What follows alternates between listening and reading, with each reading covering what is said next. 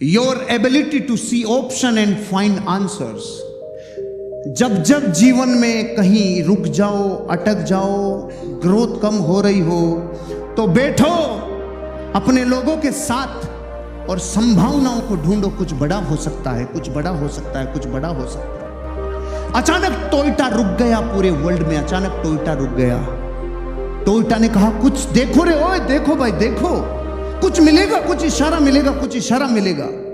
Toyota को इशारा मिला। टोयोटा ने कहा पूरे वर्ल्ड में टोयोटा के हर एक एम्प्लॉय को हम एक रिक्वेस्ट करते हैं, आपके पास टोयोटा को ग्रो करने के लिए 24 सजेशन हो, जापान टोयोटा को मेल करो। और कुछ ऐसे सजेशन आए जिससे टोयोटा बाउंस बैक करके पूरे वर्ल्ड में ट्रस्ट को जीत पाया। ये टोयोटा ने क्या किया? संभावनाएं खोजी, संभावनाएं खोजी, संभावनाएं खोजी, रचनात्मक हो जा रहे।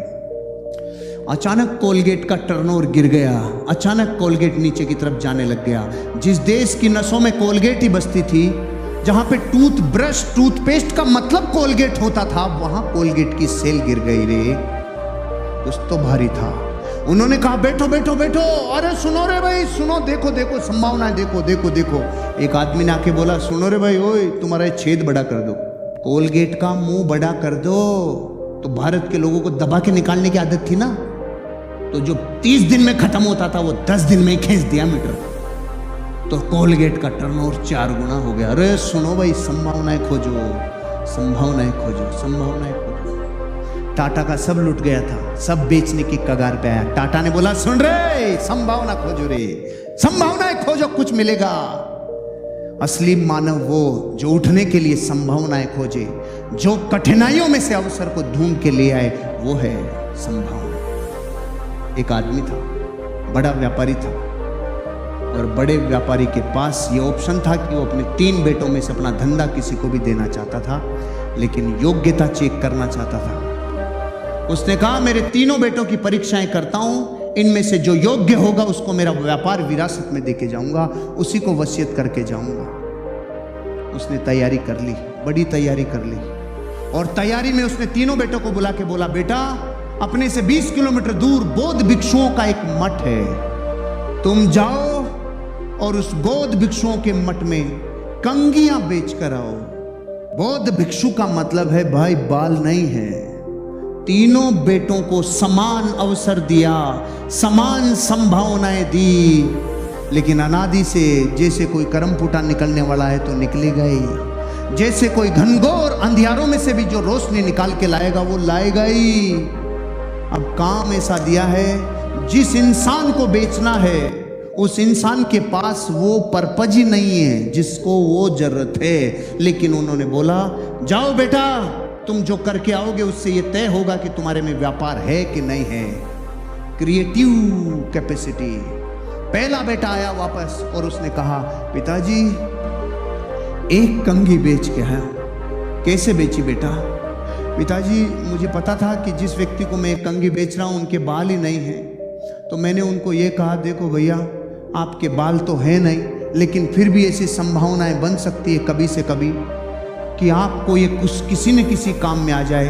तो मैंने देखा कि कुछ बौद्ध भिक्षुओं में से 1-2 लोग ऐसे थे जिनके कुछ पीठ पे कुछ रोग थे, खुजली थी, ये थी वो थी। तो मैंने उनको कहा भैया ये लो और आप इससे खुजाने में आप मदद मिलेगी आपको, इससे आप खुजा पाओगे। तो वो एक आदमी जो रोगी था उसने मेरी कंघी खरीद ली और वो संभावनाओं के ऊपर मैं ये एक कंघी बेच के आया हूँ। दूसरे को बोला बेटा तू कितनी कंघी बेच के आया? पिताजी मैं 10 कंघी बेच के आया। बेटा 10 कंघी कैसे बेची? पिताजी मैंने बौद्ध में जो भी बौद्ध मठों में जितने भी भिक्षु थे उन सारे भिक्षुओं में एक चीज देखी, उनसे शिक्षा लेने के लिए लोग आते थे, मिलते थे, यात्री आते थे। तो मैंने उनको जाकर कहा देखिए भैया आपको तो ये कंघी काम में आएगी नहीं, लेकिन आपके यहाँ हवाएं ज़्यादा चलती है, आपके जो यात्री आते हैं इन यात्रियों को कभी कभी हवाओं में बाल बिगड़ जाते हैं, इसलिए उनको कंघी रखी हुई मिलेगी तो उनका मन करेगा और वो कंघी से अपने बाल बना लेंगे। 10 कंघी खरीद ली उन्होंने मेरे से। तीसरे ने आके बताया बापू 1000 कंघियां बेच के आया। जितना सन्नाटा उधर छाया उतना ही इधर छाया। और इसके बाद जो संभावनाओं को लेवरेज कर दे वो क्रिएटिव कैपेसिटी को फोड़ के रख देगा। भाई सुनो, तीसरे ने क्या किया? तीसरे ने कोई रणनीति नहीं लगाई, कोई शातिरपना नहीं लगाया, कोई छल कपट नहीं लगाया, उन दो ने लगाया। लेकिन तीसरे ने वो किया जो सेल्स की दुनिया में सिद्धांत बन गया, नीड, इंटरेस्ट और कंसर्न। उसने रियल बेचने की कला को रियल लेवरेज किया। उसने क्या बोला? उसने बौद्ध भिक्षुओं के जो सबसे बड़े वहां पे व्यक्ति थे, जो उनके आचार्य थे, उनसे जाके मुलाकात की। सर, मैं आपसे 20 मिनट आपके इस पूरे मठ के हालात के ऊपर चर्चा करना चाहता हूं। सर, मैं आपके लिए एक काम कर सकता हूं, मैं आपको जिंदगी में एक ऐसी चीज दे सकता हूं जो आपके मठ का हिस्ट्री और पूरी ज्योग्राफी और आने वाला भविष्य बदल सकती है। और जो इस मठ का पर्पज है, इस पर्पज को मैं पूरी दुनिया में फैला सकता हूं। क्यों, क्या करोगे आप ऐसा? मैं ह्यूमन टेंडेंसी को जानता हूं।